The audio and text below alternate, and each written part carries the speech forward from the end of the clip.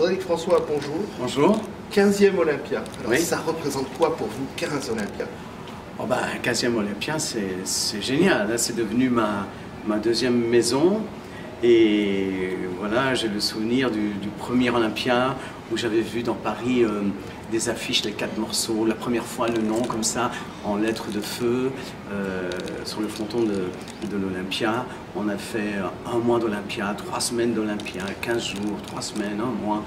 Et voilà, pour moi, c'était le pari de dire aux médias et à tout le métier, en tout cas, voilà, ben, je suis capable de faire des spectacles, je suis un showman, je peux remplir l'Olympia. En fait, on existe.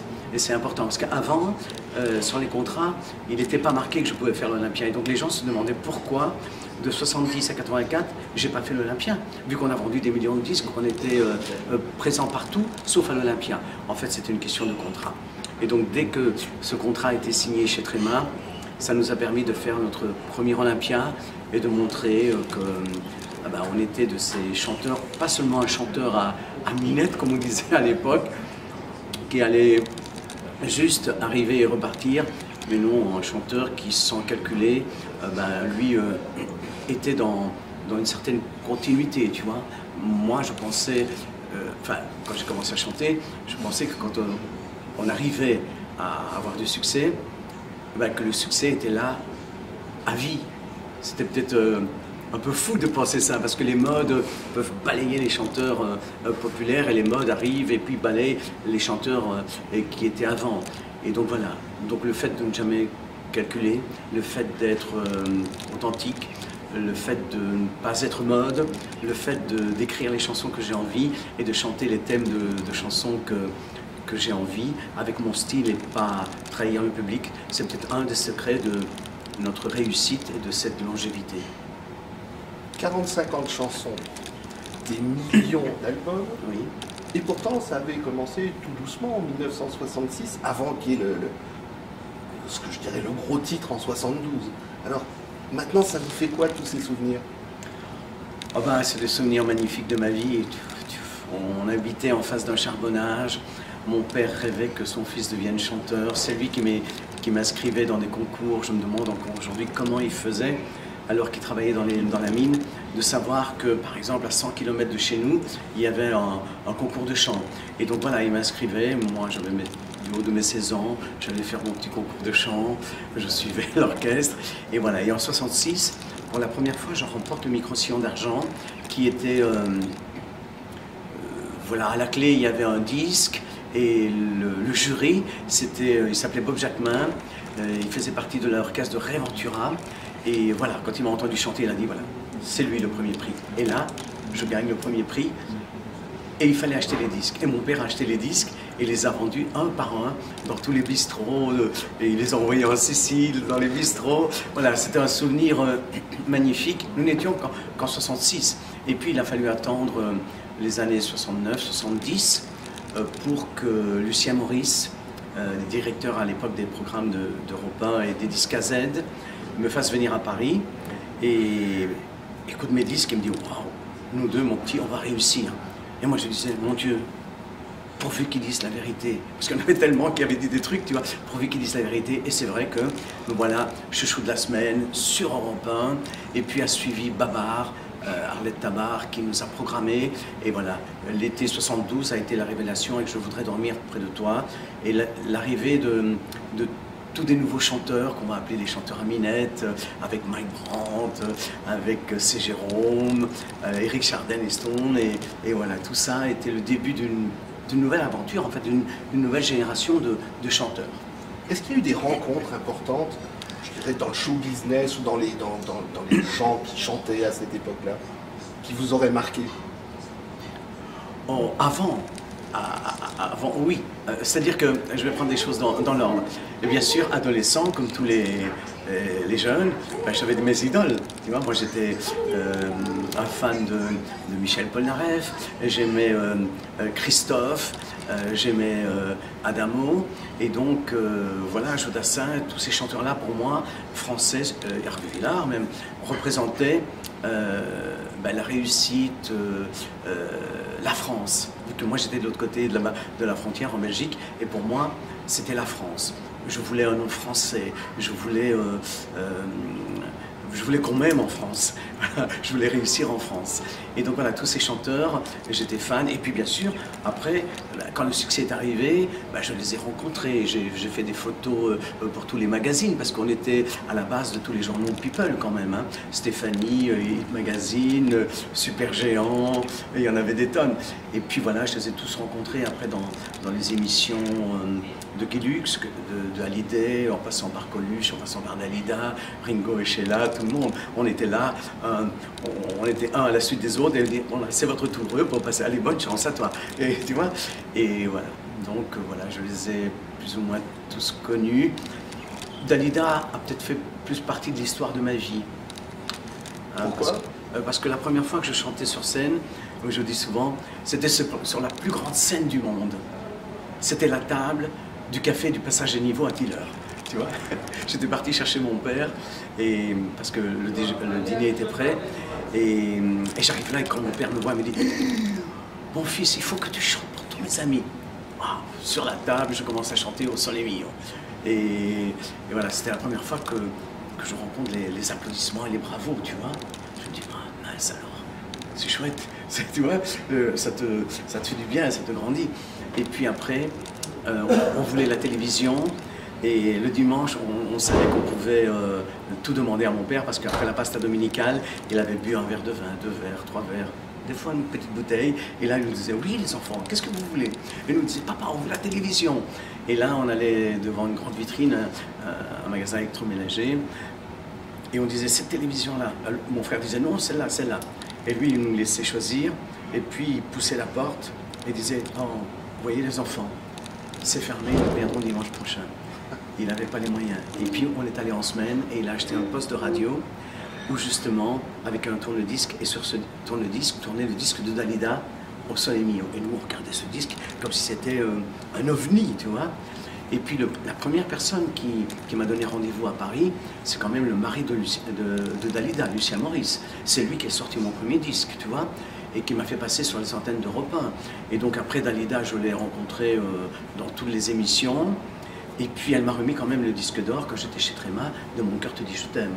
Hein, c'est pas quelque chose qu'elle faisait spontanément, à mon avis, elle l'avait jamais fait.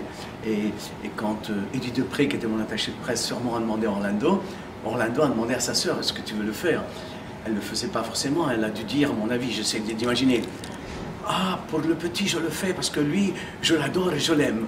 Hein, peut-être, elle a dit ça, et elle m'a remis le disque d'or. Voilà. Et cette dernière année, on devait faire une tournée ensemble, et malheureusement, vous connaissez l'histoire, ça n'a pas pu se faire. Et donc elle faisait partie de ma vie, de l'histoire de ma vie. Et donc voilà, je les ai tous rencontrés, Jodassin, Mike, quand il me voyait, Monfredo, c'est Jérôme, n'en parlons pas. Lui, il m'embrassait d'une façon très amicale. Et voilà, Dave, tout le monde en fait. Voilà, et Richard Daleston. Et voilà, ils ne m'ont pas forcément inspiré, mais nous étions dans une course où nous devions tous prouver et écrire les tubes, parce qu'en fait, on faisait un disque tous les 3 mois, et le public et les maisons de disques nous attendaient avec un tube, une chanson qui allait vendre des millions de disques. Et donc, en fait, chacun dans son coin, nous devions écrire le meilleur de nous-mêmes. Moi, je n'avais pas de plan, en fait. Je faisais mes chansons, j'écrivais ce que j'avais envie, et voilà, ça donnait des succès. Et voilà comment tout ça a commencé. Quand je vous vois, je pense à un seul mot, fidélité. La fidélité de votre public pour vos chansons, et vous, votre fidélité en même temps à l'Olympia, qui est une salle mythique. Qu'est-ce que ça vous fait quand je vous dis ça? J'ai le respect du public. En fait, je suis quelqu'un, des fois on dit souvent, ah, il est gentil ce garçon-là. Attention, parce que gentil, des fois ça peut être mal interprété. Dans le bon sens du terme, en fait, je suis quelqu'un de très humain. Voilà, je ne calcule pas, je suis quelqu'un de très humain, j'aime la convivialité, j'aime rencontrer les gens, j'aime parler, j'aime écouter les autres, voilà ce que j'aime. Et donc, je n'ai jamais trahi le public. Donc, j'ai fait ce que je savais faire de mieux. C'est-à-dire, génétiquement, j'ai créé ce style, c'est là que je suis moi-même quand j'écris ces mélodies comme ça. Bien sûr, je suis un musicien et donc je peux évoluer et épouser l'air du temps musicalement. Je sais les sons, j'aime telle batterie, j'aime tel son de basse, j'aime tel son de guitare et donc je peux guider les orchestrateurs. Mais bon, tout dépend de la chanson que je vais écrire dans des moments où j'ai envie de transcrire mes émotions sur ma guitare ou sur mon piano. Et voilà, donc c'est cette fidélité, c'est ce respect du public aussi. J'ai ce respect du public. Et puis, je ne savais pas que mes chansons allaient se transmettre de génération en génération. Tu vois, déjà, quand tu fais un tube, bon, c'est bien. Déjà, quand tu en fais deux, c'est génial. 3, c'est énorme. On ne t'a pas jeté, hein, comme on jette souvent les artistes, donc c'est déjà encore plus énorme. Et puis voilà, que mes chansons se transmettent de génération en génération et que les femmes du début, les femmes du début qui ont eu des enfants, qui les ont conduits à l'école et qui ont mis les disques dans leur voiture, qui à la maison pour les anniversaires ou les fêtes, je ne sais pas trop, parlaient de moi ou ont fait écouter les chansons aux enfants. Et voilà que les enfants, ça a fait le lien entre maman et eux. Et les souvenirs d'enfance sont très importants, parce que c'est toujours maman. Moi, je ne fais que le lien entre maman, grand-maman, ou grand-papy et eux. Et donc, tout ça, c'est hyper important. C'est ce qui a, à mon avis, fait qu'il y a eu cette continuité et ces chansons se sont transmises. Voilà. Je ne cherche pas à être mode, en fait. 40-50 chansons, quels sont les 3 plus gros succès pour vous? Ah bon. Ça peut être en vente, ça peut être en choix. Oui, ça peut être aussi oui, des chansons qui ont marqué ma vie. Je vais prendre la toute première qui a fait un succès énorme et qui m'a... la première chanson qu'on disait, voilà. Ah oui, Frédéric François, laisse-moi vivre ma vie. Moi, j'ai... Laisse-moi vivre ma vie. Voilà. Et donc, quand j'étais dans Paris, il y avait des ouvriers qui sifflaient, tout ça. Je me dis, mon Dieu, mais c'est quoi tout ça? La chanson est tellement connue, tu vois. C'est ce qui nous a positionnés. On avait vendu 1 million de disques sur 3 mois. Et voilà, Frédéric François venait de naître, vraiment. Même si avant il y avait eu Je voudrais dormir près de toi ou Je n'ai jamais aimé comme je t'aime, cette chanson-là a marqué les années 70. Puis, un peu plus loin, 5 ans après, il y a une chanson qui s'appelle Chicago qui marque, encore une fois. Je l'ai enregistrée à Londres avec des musiciens fous, vraiment, dans le jeu de guitare et tout ça, ce qui a donné le son de Chicago à un moment où Mike et d'autres, et moi, on ne chantait que des chansons d'amour. Il fallait oser dire, ah, je fais une chanson, je casse l'habitude de toutes ces chansons d'amour et je fais une chanson sur la prohibition. Ah, c'était osé. Et voilà, paf, un gros succès. Ça a marqué. Et puis, j'irai dans les années 80 avec, bien sûr, Mon cœur te dit je t'aime. La signature chez Tréma, avec Mon cœur te dit je t'aime, un mois d'Olympia, tous mes parents qui sont venus de la Belgique pour venir à l'Olympia. Je revois mon père encore dans la loge, avec des yeux rougis. À mon avis, il avait eu beaucoup d'émotions. Et puis Je t'aime à l'italienne, qui est devenue maintenant la chanson qui colle à mon nom. On dit Frédéric François, maintenant Je t'aime à l'italienne. Tu vois, chaque décennie, il y a une chanson qui arrive. Et puis voilà. Et puis oui, Est-ce que tu es seul ce soir? Moi j'ai difficile, surtout ce sont mes enfants, ce sont mes chansons. J'en aime beaucoup, tu vois, Est-ce que tu es seul ce soir?